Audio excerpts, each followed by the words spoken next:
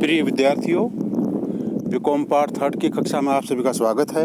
मैं doctor Rodmal Yadav, associate professor RL Sahariya college Kaladera. मैं आज आपको बीकॉम पार्ट 3 के पेपर बिजनेस एडमिनिस्ट्रेशन सेकंड विज्ञापन व विक्रय प्रबंध के महत्वपूर्ण टॉपिक के वितरण के माध्यम चैनल्स ऑफ डिस्ट्रीब्यूशन के संबंध में बताने जा रहा हूँ। मैं आज आपको वितरण माध्यम का अर्थ, इसकी परिभाषाएं, इसकी विशेषताएं और महत्व के संबंध में चर्चा करूंगा। सभी विद्यार्थी ध्यान से सुने। प्रिय विद्यार्थियों, वितरण माध्यम से तात्पर्य उन वितरण प्रणालियों एवं मार्गों से है जिनसे होकर उत्पाद निर्माताओं से अंतिम उपभोक्ताओं तक पहुंचता है। इसमें वे सभी मध्यस्थ सम्मिलित हैं जो उत्पादों को निर्माताओं से अंतिम उपभोक्ताओं तक पहुंचाने में सहायता करते हैं। वितरण माध्यमों की कुछ प्रमुख परिभाषाएं निम्न प्रकार हैं।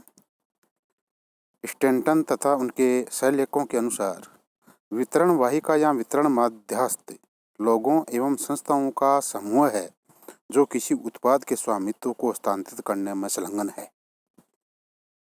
प्रसिद्ध विद्वान बुस्किर के अनुसार वितरण माध्यम आर्थिक संसाधनों से निर्मित वे मार्ग हैं जिनके माध्यम से उत्पादक अपने उत्पादों को अंतिम उपभोक्ताओं तक पहुंचाता है।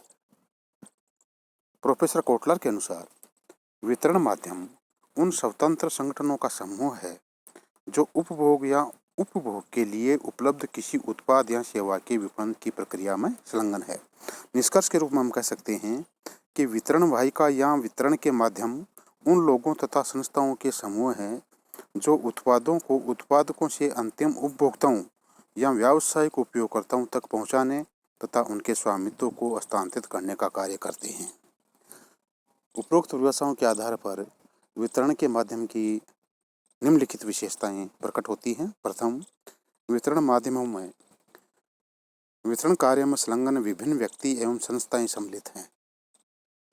सेकंड, वे संस्थाएं उत्पादकों या निर्माताओं तथा अंतिम उपभोक्ताओं या उपयोगकर्ताओं के बीच की कड़ी है। ये उत्पादक से अंतिम ग्राहक तक, जिसमें अंतिम उपभोक्ता या उपयोगकर्ता भी सम्मिलित है, उत्पादों को पहुंचाने का कार्य करते हैं।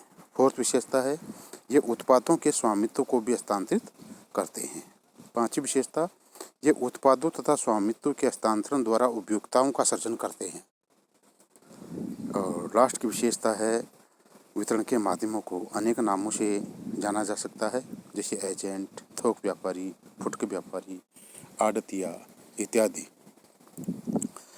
वितरण माध्यमों का महत्व, कार्य या सेवाएं, इस संबंध में या वितरण माध्यमों के महत्व के संबंध में प्रोफेसर कोटलर का कहना है कि वितरण माध्यमों का विपणन का आधारभूत विशिष्ट ज्ञान, उनके संपर्क साधन तथा उनके कार्य का पैमाना उत्पादक को बहुत अधिक लाभ प्रदान करता है। वस्तुतः वितरण माध्यम सामान्यतः सभी व्यवसायों के लिए अति महत्वपूर्ण है क्योंकि ये सभी व्यवसायों के लिए आधारभूत सेवाएं प्रदान करते हैं। संक्षेप में वितरण माध्यमों का महत्व प्रथम, उत्पादों के वितरण में सुविधा, फैसिलिटी डिस्ट्रीब्यूशन ऑफ प्रोडक्ट्स, मध्यस्थ विभिन्न उत्पादों को यथा समय यथा स्थान उत्पादकों से उपभोक्ताओं या व्यावसायिक उपयोगकर्ताओं तक पहुंचाने की बहुत बड़ी सेवा करते हैं। उनकी इस सेवा के कारण ही संपूर्ण अर्थव्यवस्था का चक्कर चलता है।